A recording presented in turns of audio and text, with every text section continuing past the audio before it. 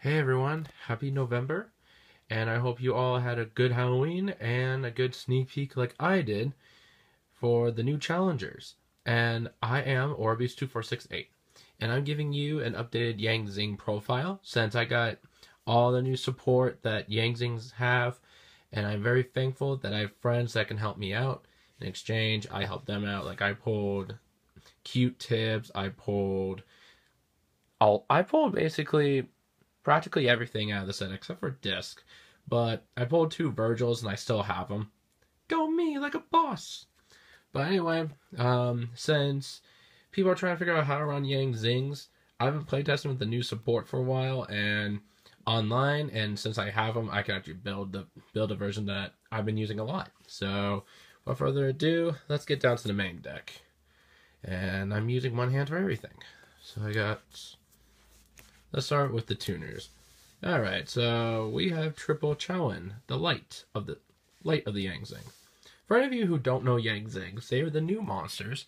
They are warm type monsters that, for the Yang Zing, if they get destroyed by battle by card effect, they get to special summon a Yang Zing from the deck, either in attack mode or defense mode, depending on who they are. So if they have 0 attack and high defense, they get destroyed. You summon one in attack mode, and if they have high attack, they summon one in defense mode when they get destroyed. Well, Chowan's the only one that can summon in either position, and when a Yang Zing when a Yang Zing gets destroyed by battle or by card effect, you can special summon him from the graveyard. And what's powerful about this deck is that they can sacred summon during the opponent's turn, so he's great during battle phase. However, you can only use one of his effects per turn. I apologize for my speaking. My mouth is still somewhat numb from getting dental work done, and it feels really awkward, but hey, I'm trying my best here. Give me credit. So we have 3 of this guy. I'm so happy that I got my hands on 3 of these guys, and I can't pronounce out the names, so bear with me. 3 of the Darkness, the new tuner of the set. What he does is destroy by card effect, summon a Yang Zing in attack mode, and if he's the only monster on the field, you can send 2 Yang Zing cards as cost to special summon a Yang Zing with 0 defense and 0 attack. So you can basically sacred summon since he's also a tuner. I run 3 of him because he's also a 2000 ass for level 2, and he's another tuner, so you don't have to depend on Chowan. And let's get to the non-tuners. 3 Fires. He gives 500 attack and defense boost, and he's also the one of the generic beaters of the deck, 1900.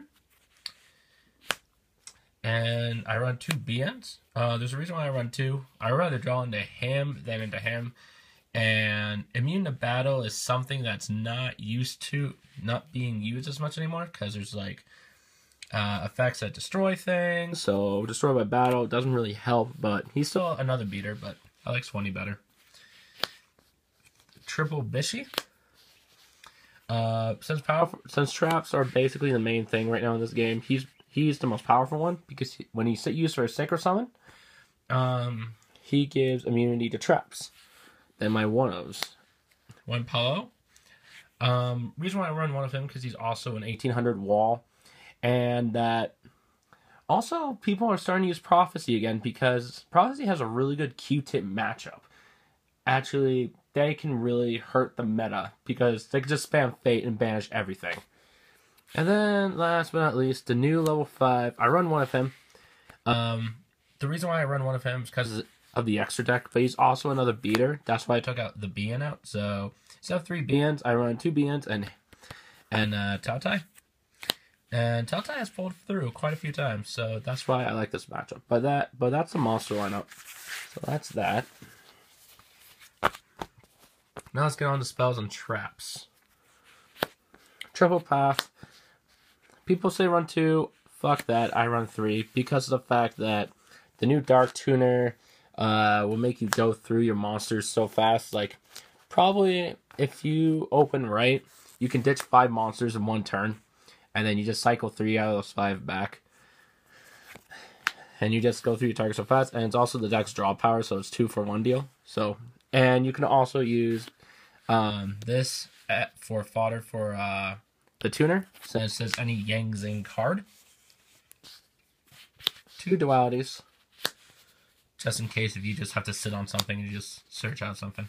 2 MST. Chalice is really powerful. I love it. Book of Moon. Soul Charge. Dark Hole. That is my spell lineup. Reason why I run Chalice is because it's effect negation during damage calc. So facing Shaddolls, okay. They gain 400, but their effects are negated, so screw them. And then also it helps, like, against Shaddolls again.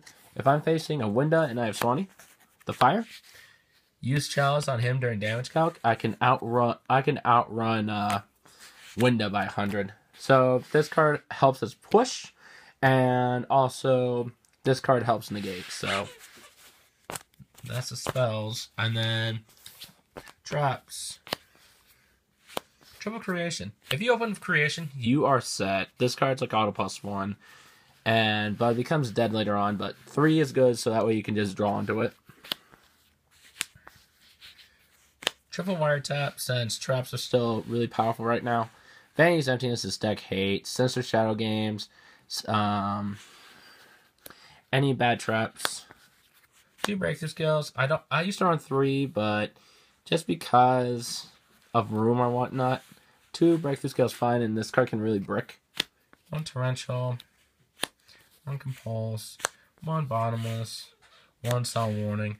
I might take out the Torrential and a Wiretap for probably Space-Time Travel. But I'm still testing ideas out, and so far I got this as a result. So that's my trap lineup. Give me a lot here.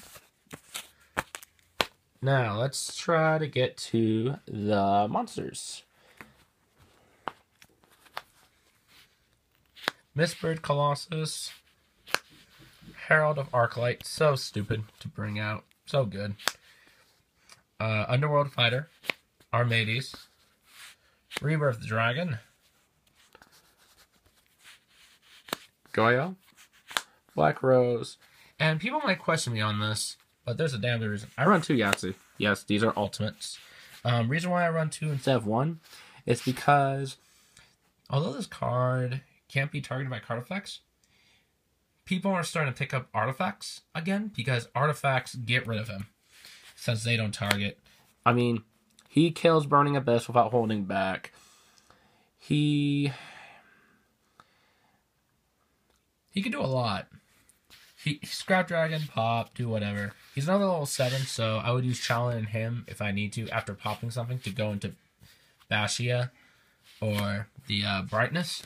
And then I bounce, then I summon more, and then I can just then I can swing harder than I would have had. So there's that. And also I might side deck a Deck Devastation Virus, DDV, or Eradicator Epidemic, just because he's a dark and he can outrun it. 2 Brightness, just because it's brightness and he's good as fuck. 1 Beals, because now it's playable. 1 Thought Ruler, because of Burning Abyss matchups. If I can't get out Yahtzee, I could just get out him and I'm set. Leo and Star Eater, because Apocalypse Killer, and these 2 cards can outrun it. And that's another reason why I run Taltai. So, that's my deck. Like, comment, subscribe. Got any questions, comment below. Other than that, I'd like to hear your guys' idea. And also, I was also thinking of using, instead of using Pod Duality, I would use Magical Planter to get rid of dead creations, and maybe when I side deck into skill drains. Oh, that's another key thing. Reason why I don't use skill drains is because of Q-tips. Q-tips are going to be everywhere. I mean, so I'm going to side deck skill drain. Let them use skill drain, and then you have room for other cards to use. That's why I just go by. And Breakthrough Skill is a lot better right now. So that's why I don't use skill drain. And 1,000 life points and then wiretaps are everywhere. Bounce them back. I don't want to keep hating 1,000 life points. Because you want your monsters to be destroyed. And you got to sacrifice some life points in order to do it. So that's my reason behind skill drain. I'm definitely going to side deck it no matter what you do. Because it's just good like that. But right now, it's just bad to main. Because Q-tips and Burning Abyss can take full advantage of skill drain. Other than that, like I said, this is OrBeast2468 signing off, and I wish you guys have a good day. Ciao.